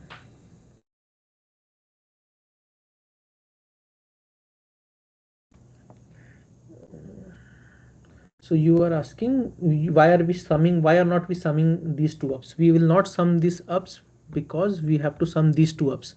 The condition is probability of the sample space. So you see this will be 1. These two sums will be 1 when you add A and A complement. Whatever the condition be, that condition will be there in the sample space as well. But that sample space probability has to be 1. So this is equals to 1. So what does it mean? When you, so for simply you say probability of the sample space. Probability of the sample space is what? Probability of the sample space is probability of A plus probability of A complement, right? So this is what probability of the sample space is. So whatever you put the condition, you put B, C, D. So you can put B, C, D. So you have to put that condition in everything, B, C, D. You will not do the complement for the condition. Condition will not be complemented. So this is how you get the probability of is equals to 1. Is it clear? Or you can just say like this, probability of A. If it is not clear, I'll just repeat again. Okay, union. No, it is okay. A union B given C. So if you are saying this, that the condition will always be there. So you can do this as probability of A given B plus, not B, sorry, C plus probability of B given C minus probability of A intersection B given C. That condition will always be there. You will not be able to remove the condition. So over here when you are doing sum, so you see 0.7 and 0.3, you are conditioning on rain is equals to false. You're saying rain is equals to false, then you see when you sum this up, you will get 1. You cannot sum on condition. Condition should be fixed. You're not taking the complement of the condition. Is it clear? Okay. I hope it is clear. No, it is clear, but means getting confused. Means the second row is for rain equal to. So this is one condition. False. So that is for that the first row is for rain equal to false. False, yes. And the And second the row second row is for rain equal to true. true. So if rain is there under that condition, either you will have traffic jam or not traffic jam, right? So in that, Not traffic jam. think about this as worlds. So in a world there is always raining, in a world there is never rains, right? So in that world you can have either traffic jam or not, so that probability should sum up to 1. And in a world where it is not raining, then you can sum up the probability of traffic jam to be 1, right? 0.2 and 0.9. You cannot take traffic jam false in one world and traffic jam true in another world, right? You cannot do that. There are two different worlds. The condition separates the worlds. Given this, it means you are going to some other world. This is the condition in that world. Okay, okay. Okay, so then we'll specify the probability for accidents as well. So this is the probability for the accidents. So it is again the same thing, tabular CPD. We are saying that this is the node. It takes two values, true and false. So if you have accident, it is, if you don't have accident, it is 0. If you have accident, it is 1. So the first row says accident is equals to false. The second row says accident is equals to true. The first column says traffic jam is equals to false. The second column says the traffic jam is equals to true. Okay. Now you're saying we are conditioning on traffic jam. So you're saying what is the evidence? Evidence is equals to traffic jam. And this evidence can take two values, either true and false. So this is the way this package handles. You can play with other package as well. There is a package called pomegranate. You can use that package as well. Over there, the how to specify these things will be different, but the idea will be same. Okay, how are we doing this will be same, but the how are we specifying the values to the computer may change. The format, the syntax may change, but the idea will remain same. Okay, so we have specified the conditional probability distributions for the three nodes: rain, traffic jam, and accident. Now what will we do is we will add this conditional probability distribution to the model. You see, we have made a model, but till now we have not used the model. We have not specified anything about the model. We have made one variable which has some conditional probability distribution. This is also a variable, some conditional probability distribution. This is also a variable with some conditional probability distribution. Now what we have to do is we have to add these variables to the model, this, and this. So this, yes. From Python perspective, Yes. if we look at line number 5, where you wrote CPD underscore traffic underscore jam is equal to tabular CPD in bracket variable assign the value traffic underscore jam variable underscore card assign the value 2. It indicates that there are two user can input two values. That's correct. No, 0.7. Sorry, user can input. Sorry, so you continue. User can give two values like 0.7 and 0.2. Okay, that's up to this. I'm fine. But what this comma indicates followed by 0.3 and 0.8. Okay, so actually this is actually a two-dimensional list. I'll just erase it. Yeah. The same means This is a two-dimensional list, 2D list. okay. Does it automatically interprets the Python? Does Python automatically interpret that if input is given like this, just the way you gave right now, implies it's a two-dimensional list? Your question actually should be broken down into two parts. The first question is, whenever you write like this, Python will think, yeah, this is a two-dimensional list. This is a list inside a list. So you see, this is a list inside a list. So this is actually a two-dimensional list. This is the first thing I should answer. The second thing, yes, you have some doubt is, this is not how I am specifying. This is how tabular CPD has asked me to specify. I cannot specify. Okay. Means tabular CPD has asked you and you specified it. Means I am specifying it. Shall I say okay? Okay. Okay, let's assume that tabular CPD has asked you to specify like this. Now, based on that, Python assumes that if values is equal to in this format implies it's a two-dimensional list. Yes. Correct? Is it like that? Yes. Now what it is doing is, if you go to the source code of this package, tabular CPD, over there, it takes like this format and it distributes into variables. So I'll just show you, maybe this is my research work. Okay, so you see I have made a um, uh, class. So this is a class of my this is my research work. Okay, so what does this do? This is a class problem instance. It takes some values. Okay, so these are the values it takes.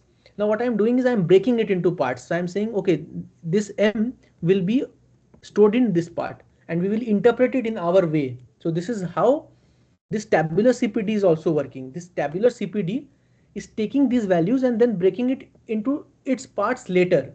So that this it is the task of this tabular CPD to tell Python what these values are. So everything is coded in this tabular CPD. Okay, yeah, got it. So Okay. you gave comma after pointed and you aren't writing anything. No, So is no. it Actually, you can just remove all this. It will become too large. That's why it's written in multiple lines. Python will not have any issue. okay? Okay. Okay. Okay. So you see these are objects and we are passing those objects to this model. So we are saying add CPD.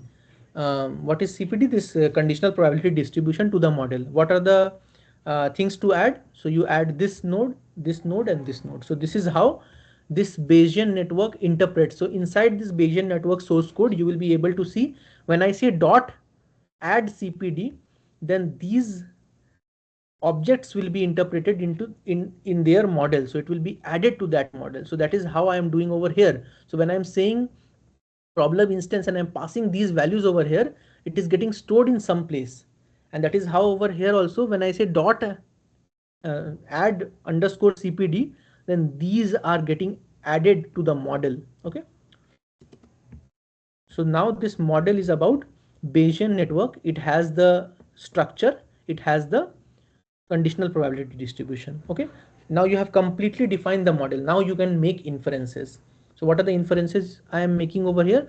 Before that, I am checking whether the model is correct or not. So inside this Bayesian network, there is a function called check. It checks whether the provided check model, it checks whether the model is correct or not. What does it mean? It means that the probability values which I have given should sum up to 1 appropriately, right? The question which Professor Sudeep was asking. So if you remove this assert, it will give true. What does it mean? It means the model which I have given it, it is actually correct. You see, if I change the values, if I say 7.0.71, then this sum will not be 1. 0.71 plus 0.30, 0.3 is not 1. So you see when I do this, then it will give me, okay, I'll just remove everything, then it will give me false. It should give me false. What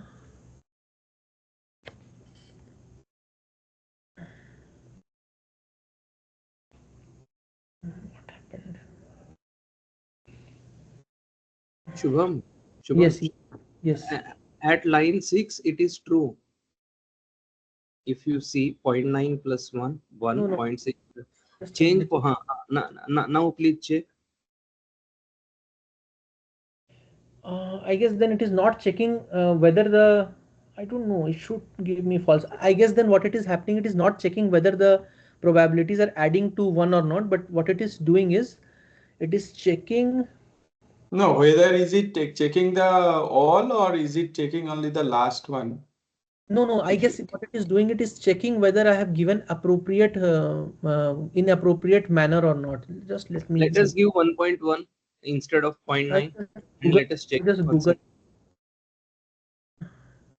No, no, I'll Google what it is doing. So this model check actually checks whether the model is correct or not, but what it is checking, just a minute. Arey yaar.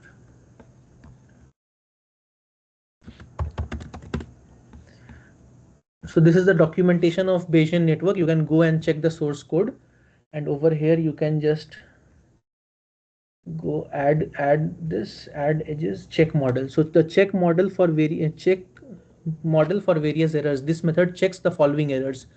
Checks if the sum of the probabilities of each state is equals to 1 or not. That is what I was doing. Why is it not giving me?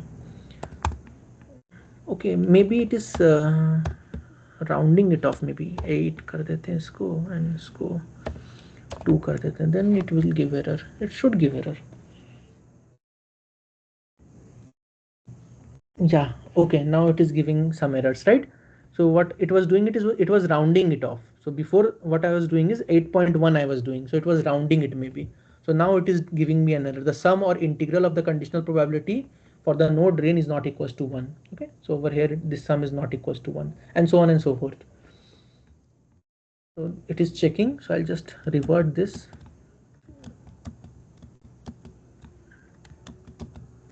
Now I'll just do, so it should be true. Now it is true. Now what I'll do is I'll make an inference. So I'll just show you what inference I'm making.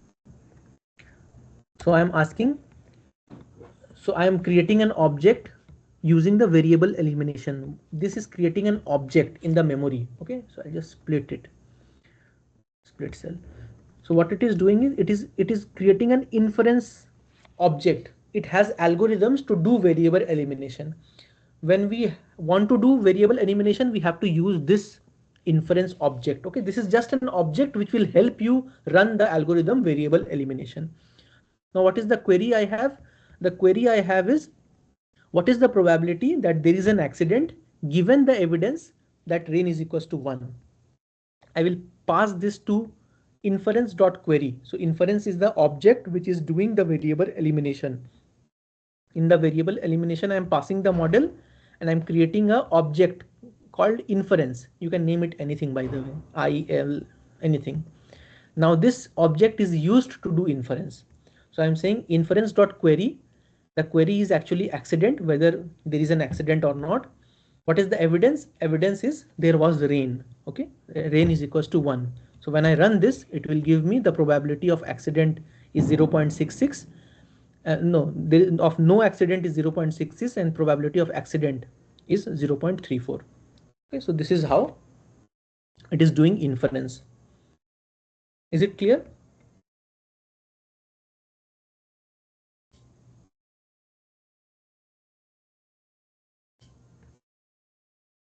Is it clear?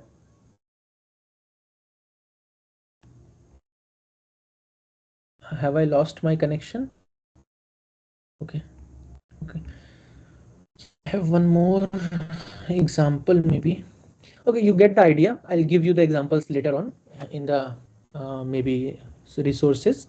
So this is how variable elimination is being done. Now you see this also becomes expensive because you are doing all the calculations. So when I showed you in the iPad that if you want to obtain some probabilities, you have to take all the probabilities and then obtain the query, right? So you have to do all calculations. There is one more method which we are talking about known as sampling, where we don't have to do all the calculations. With very less calculation, you will be able to obtain the values. I'll just show that to you in my iPad.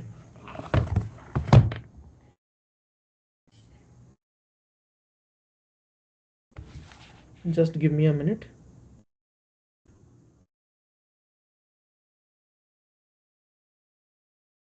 So if you remember, when we were talking about the probability lecture in the previous class, we talked about how do we calculate probabilities. So we talked about two different methods. First was the classical measure of probability and the second was frequentist measure of probability.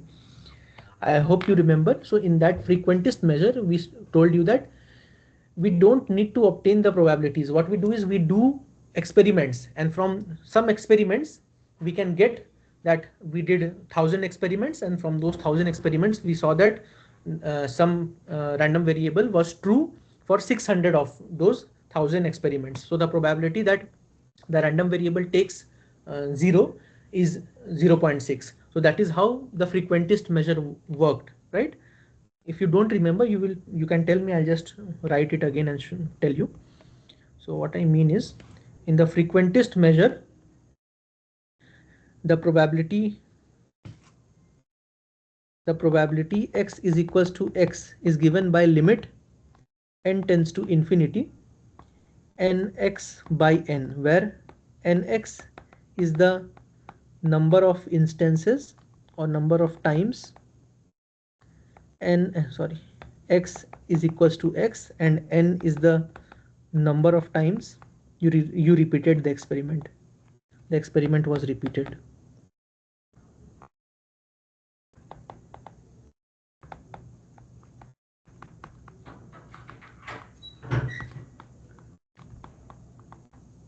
Okay, so this was the frequentist measure. It gives you the probability of any outcome. So we will use this idea when we are talking about how to do this inference. I'll just go back and show you.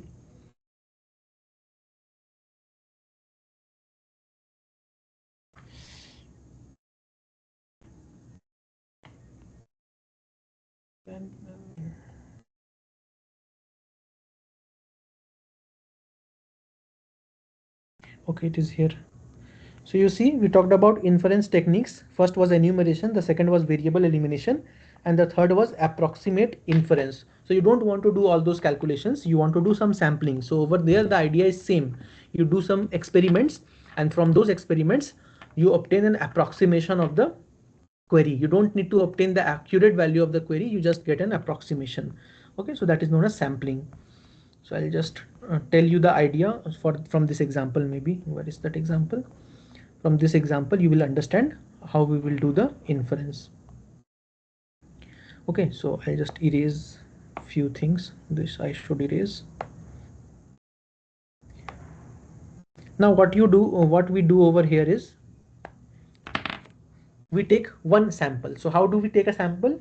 You see, first we randomly see what S is taking. So suppose S is taking 0. So I'll just write the states F, P, PT and C. This is sample 1. Okay, so sample 1, suppose S took 0 value, FP took yes value, PT took pass value, and this took yes value. So this is one sample. This way you generate multiple samples. So suppose you took 10,000 samples, and the query we have, suppose the query we have is C given S. This is the query. So what you do is, in those 10,000 samples, you see when is this true.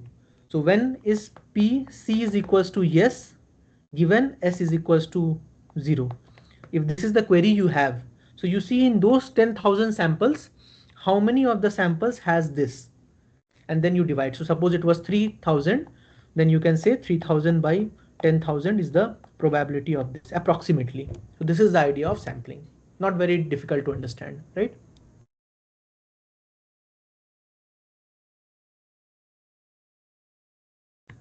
Any questions? Okay. Now this kind of sampling has some issue. What is the issue? You see, what are we doing? We are counting, right? Over here we are saying, suppose this was 3,000 times and the total we did 10,000 times. So this kind of sampling has some issue. What is the issue? You see, we are sampling, we are conditioning on some events. So we are conditioning S is equals to 0. Suppose we were conditioning on S is equals to 2. So we were interested in probability C is equals to yes given S is equals to 2. So you see, the probability of S is equals to 2 is very less, 0.1. So in those 10,000 samples, S is equals to 2 will occur in only 10% of the time, right? Because S is equals to 2 is 0.1. If you do 1,000 experiments, you will have only 1,000 experiments where S is equals to 2. And among those 1,000 experiments, you have to count where C is equals to yes. That is correct, right? So when I'm saying conditioning S is equals to 2, so among all the experiments you did, first you have to separate the experiments where the condition satisfies. The condition is S is equals to 2. So suppose from the 10,000 experiments, these 1,000 experiments had the condition S is equals to 2. Now for these S is equals to 2, you have to count how many C is equals to yes, right? So for these thousands, suppose there were only 20 of the samples where C is equals to yes. In that case, the probability will become 20 by 1,000. This will be the probability you have. 20 by 10,000. 20 by 10,000. So what is the issue? You see, when the condition you are giving has a very less probability, then the number of experiments you have to do is more, because this will not be very accurate, because you have a very low sample size, small sample size. So that is the issue this has. When the condition you are giving has a very less probability, then the number of samples you have to take, or the number of times you have to repeat the experiments, become very large to get a good idea of the approximation. To overcome this, you have to, what you have to do is you have to normalize the probability. So we'll see how we normalize the probability. So I'll tell you over here only. So you see, when you have this, how do we normalize the probability? You say from the 20 of these, the probability of this condition is actually 0.1. So all the outcomes which you had, only 0.1 had this weight. So for all the outcomes you give some weight. So you don't just add 10,000. You say 20 of those had a weight of 0.1. When s is equals to 1, those had a weight of 0.2, and when s is equals to 0, those has a weight of 0.7. And then you weight those samples, and you just don't add. You can just say 20 times the weight. And when you say 10,000, you will not just say 10,000, you will say 20 times the weight of this thing, plus suppose 800 times the weight of that thing, plus, and so on and so forth. So you will weight each group. So each group, s is equals to 0, s is equals to 1, and s equals to 2 will be weighted by the probability it has. And then you will be able to obtain so this is known as likelihood sampling. I'll just show you. So I was just telling you, I have slides for those as well. So the slides are right. So introduction to sampling in artificial intelligence. Why are we sampling? In many AI systems, exact inference is difficult or very computationally expensive. What is the goal? The approximation probabilities by generating multiple instances or samples based on defined distributions. What is the application? Common in domains like prediction systems, probabilistic reasoning, and simulations. The core idea is to approximate the distribution by gathering a large enough set of examples and observing the frequency of the outcomes. Okay, so this is the idea. What is basic sampling? So this is an example of a fair. So if you have a die and you want to test if the die is fair or not, you roll that die some number of times and you obtain the probability of each of the outcomes. If the probability approximates to 1 by 6, then the die is fair. So this is one example of basic sampling. Sampling in Bayesian networks. So this is one example I have given, weather and delay. So the scenario is, consider a Bayesian network that models a simplified weather and transportation delay system. So the transportation delay will be affected by the weather. The weather can be clear, rain, and storm. This weather will affect the traffic, so the weather will affect the congestion in the network. So we are talking about train networks, and then that train arrival will depend upon the congestion. Okay, so we have weather, this will affect the traffic, and it will affect the train arrival. Okay, so this is the network we have. What is the goal? Sample from this network to observe how weather influences the train arrival. So what we'll do is, we have to obtain how weather is influencing train arrival. So you have to obtain probability TA given W. This kind of probabilities you want to obtain. So TA is equals to 0 given W is equals to 0, or something like that. How we'll do it? We will make experiments, we will do some samples, and from those we will see how many of those samples satisfy the given query, and then we will get the probability. Okay, and it says that this depends upon both weather and traffic conditions. So this is the network actually. So train arrival depends on both the weather and traffic conditions. So this is the network. Okay, so this is the train arrival. So traffic depends on weather, and train arrival depends on both weather and traffic. Okay, this is the network. Rejection sampling. So we talked about this as well. So we are rejecting those which doesn't satisfy the condition. So if you have some condition, suppose s is equals to, we saw s is equals to 0. So we were rejecting all the samples where s is equals to 2 and s is equals to 1. So we are rejecting those samples. We are only considering the condition where the samples where the condition is satisfied. So this is known as rejection sampling. Estimate the probability of train arrival given that the traffic is severe. So when the traffic is severe, we only consider those samples. We will reject the other samples. So this is known as rejection sampling. Okay. So we talked about this. So what is the method? So we talked about this method. So whatever I told you, that is what it is written here. Okay, is this clear? Then we'll move on to likelihood weighting. Yes, yes. Yes, Jairaj, you're raising your hand. By mistake, and I raise my hand. Okay, okay. Actually, Okay, so likelihood weighting. So the purpose is to avoid discarding samples by weighing them based on observed evidence. So I told you. So what are we doing is we are so in over here rejection sampling, we may reject a lot of samples, right? We are rejecting a lot of samples.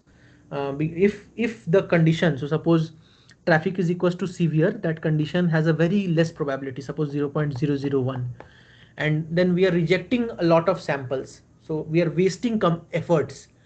To avoid that, what are we doing is we are weighting the samples with the probabilities. We are saying that this is only occurring 0.01 of the time, and then we are weighting it.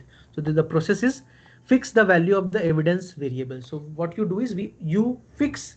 So when you are sampling, you say that I will always sample with the given condition. So what are we doing is when we are saying traffic is severe, we will always sample with traffic is severe. So we'll, for all the samples we have, we will fix the value of traffic is equals to severe. Now we will get some samples, and that will be suppose 10,000 samples we have, and in all those 10,000 samples, traffic will be severe because we have fixed the value of traffic is equals to severe.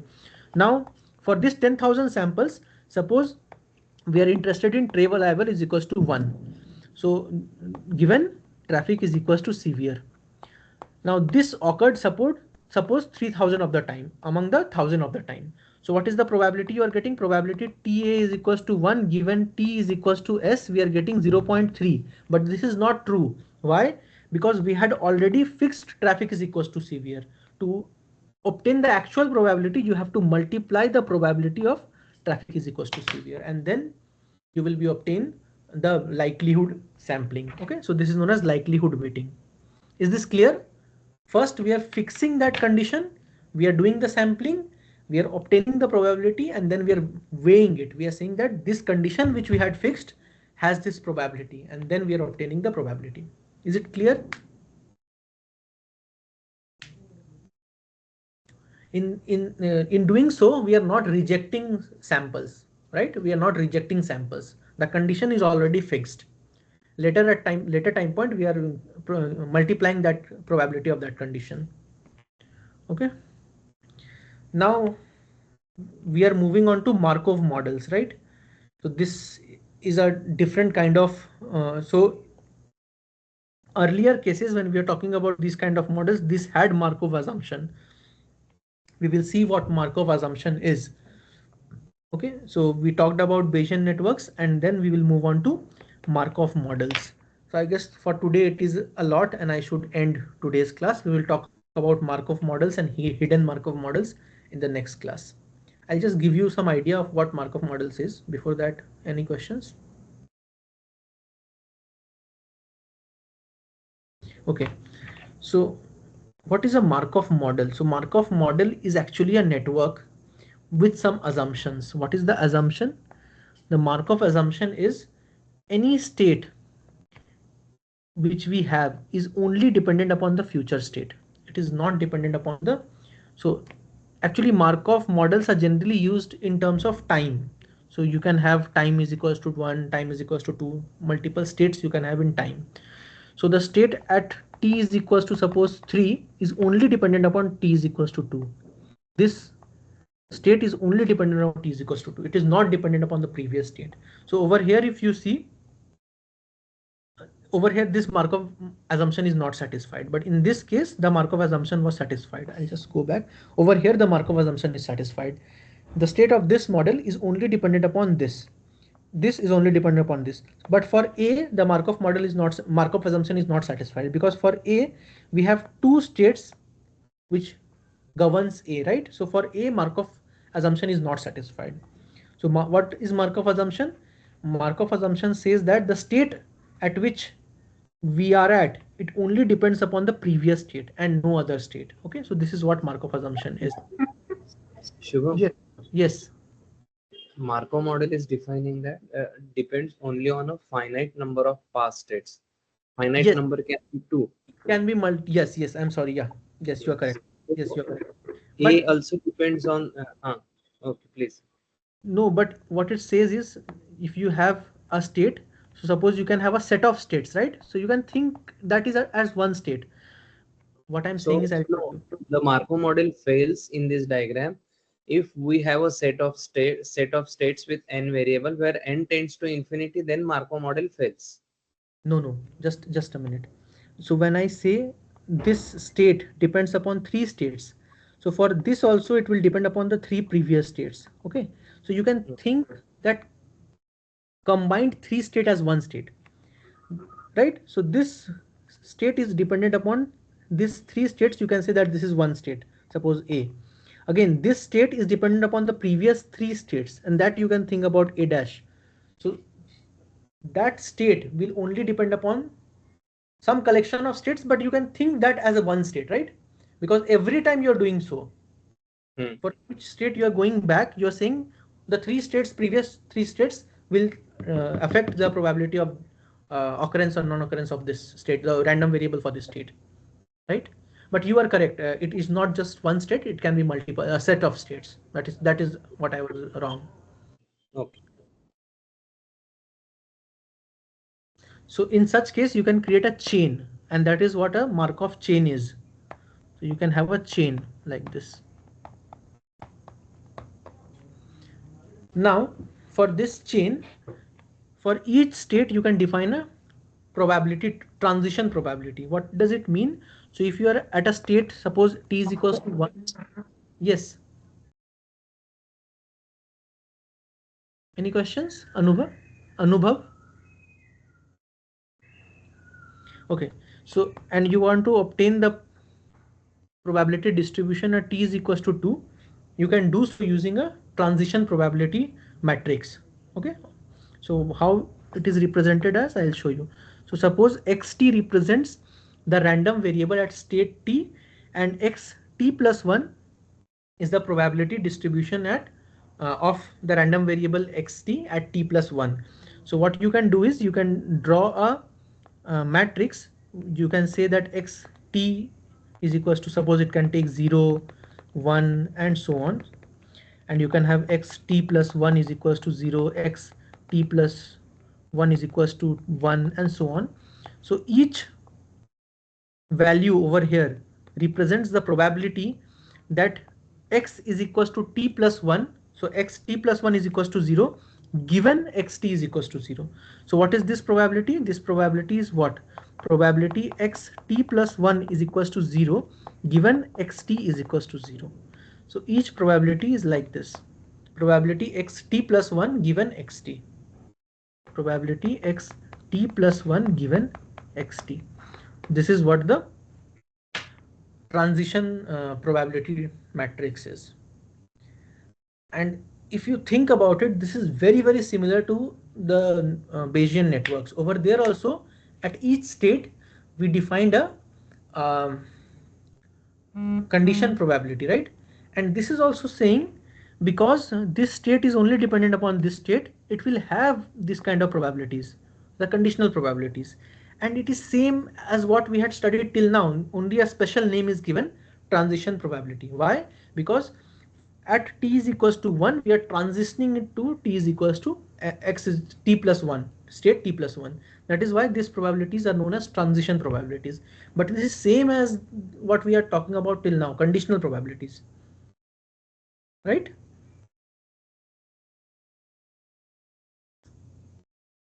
Any doubt? So you can think about, you have some query, so you can say I'll not go forward, but I'll tell you. So what can be a query?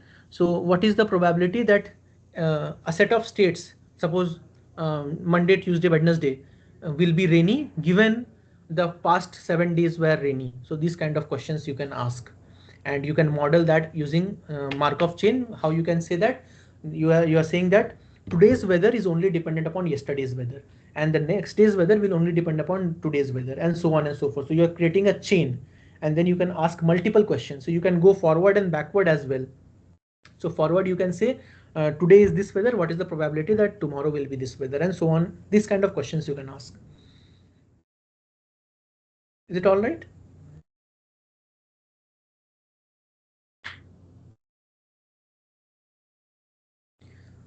Okay, then we will break today for right now, and then I'll cover. So not much is remaining. So we have Markov models, and then we have hidden Markov models. I'll give you one idea of hidden Markov models as well. So you see, in the Markov model, we have states, and all the states are visible. In hidden Markov models, so when we are talking about the example for that student, we said that some states were hidden. You are not considering those states. You have a query, you have some knowledge, and you are actually trying to obtain the probability of the query given the evidence. You are not considering some of the states.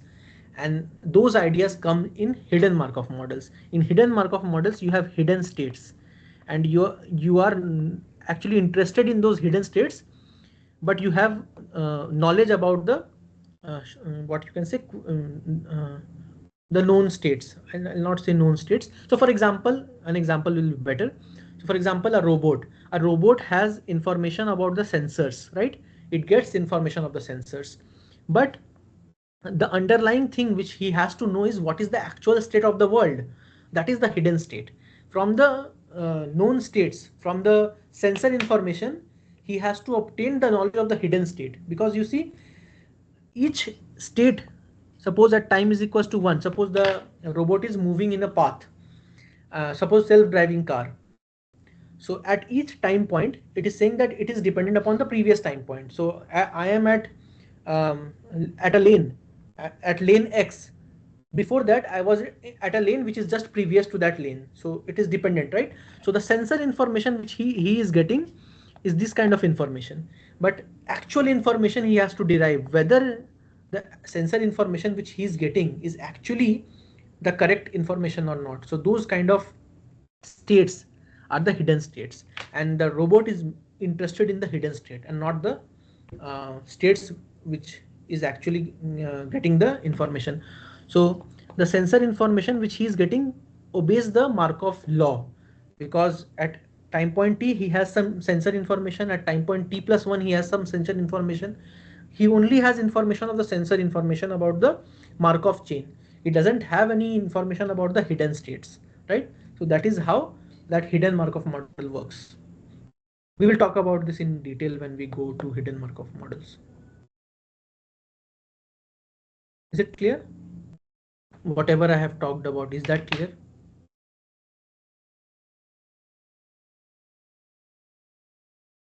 Okay, so I'll just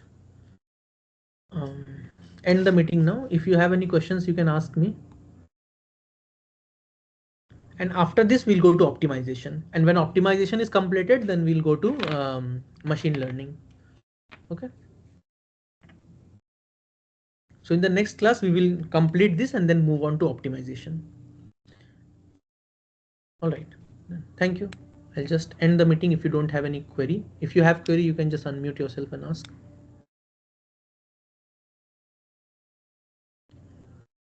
Okay. Thank you.